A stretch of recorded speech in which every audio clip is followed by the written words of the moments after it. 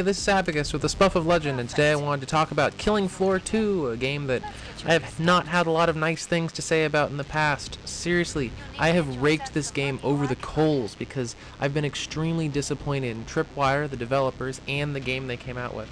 They spent months after release producing no new content whatsoever. They broke their promises by re-releasing supposedly limited edition promos like the DOS jacket.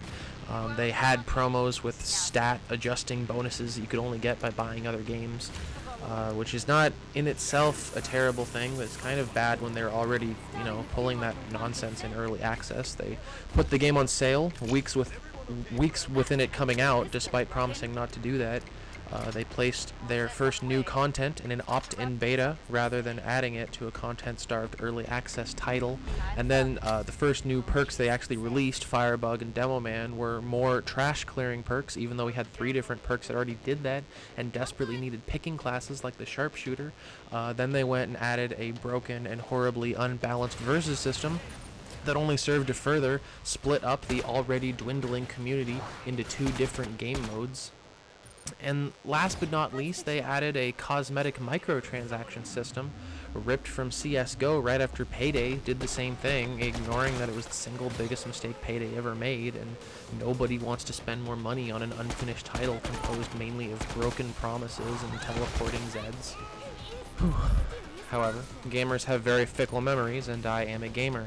And now that the game is fun again, and they've added enough new content to flesh out the perk system, as well as new maps and a second final boss, I can finally say that the game is worth it, and I can return my well wishes to the title.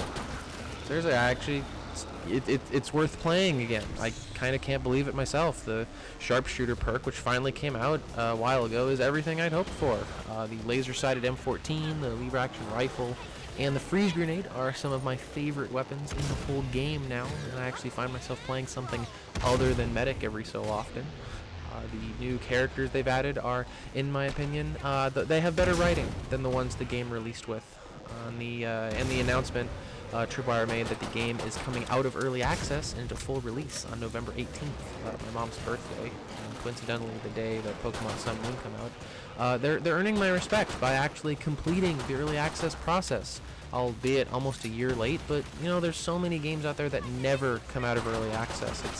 It's something of a development hell just for every game that goes into it. So I can really respect that they've actually escaped early access and moved on from that. And they've also announced there is going to be new content coming out with the early access removal into a full game. There's going to be a new Zed, the double-bladed Gorefast. It's just a Gorefast with 2 sword arms instead of 1. Kind of uninspired, but as someone who actually likes Team Zed more than Team Survivor, I appreciate a new unit to play in Versus. And the very big news, the 10th and final perk to be in the game on release day is the Survivalist. And he's not like other perks. I'm going to let Tripwire explain the character concept himself, because he's a bit odd. I'm quoting directly from an interview they gave him to Structoid. I'll link to it in the description. The Survivalist perk functions a bit differently than other perks, in that it is a jack-of-all-trades perk, whereas the others are all specialists. The Survivalist has passive abilities that make it effective with a wide range of weapons and capable of withstanding an impressive amount of damage, while its skills allow the perk to serve in a number of roles based on player choices. While the Survivalist will not be as effective as other perks in their chosen specialty, a Survivalist will never have the raw healing potential of a field medic, for example, they can fulfill multiple roles in a team and use combinations of weapons from multiple perks more efficiently than other perks. Now, most of what I've read in the way of discussions on Steam, Reddit, and the Tripwire forums is that the community response is somewhere between negative and apprehensive. The primary fear is that there's no way to easily balance such a class. Either they can be cheesed into becoming better than whatever specialist they're mimicking, or they can't, whereupon you're better off just playing said specialist. I admit it's kind of a weird class for a game like Killing Floor 2, which is all about team composition and each player filling their chosen roles so the team can succeed. If I join a server and my team has 2 survivalists, how am I supposed to know what role they self-designed? If my team's missing sharpshooters and medics, should I assume the survivalists are covering those roles? I don't know. but I don't want to completely discount the entire concept of a jack-of-all-trades class, because I can think of one example where that sort of class fit perfectly into a build of specialist classes, and it's the Factotum class from Dungeons & Dragons. And please hear me out. I know that you're probably already turning the video off because Abacus, Dungeons & Dragons, is nothing like Killing Floor 2. I know, but my point is on how the Factotum was designed, so give me a chance. Now, as you probably or possibly know, the classes in Dungeons & Dragons are designed to fill certain roles. Somebody's healing, somebody's dealing damage, somebody's tanking, somebody's casting spells, and the Factotum was a standalone class added in Dungeonscape, was an official supplementary book written by the guy who later wrote Pathfinder and the guy who writes Order of the Stick. And it's my favorite class to play in D&D. The Factotum's concept is that he's a traveling scholar, someone really well-read who gets into adventuresome situations and survives by the skin of his teeth, using his wits and his sheer breadth of knowledge from dabbling in all sorts of different fields. Indiana Jones is the character the book uses for an example.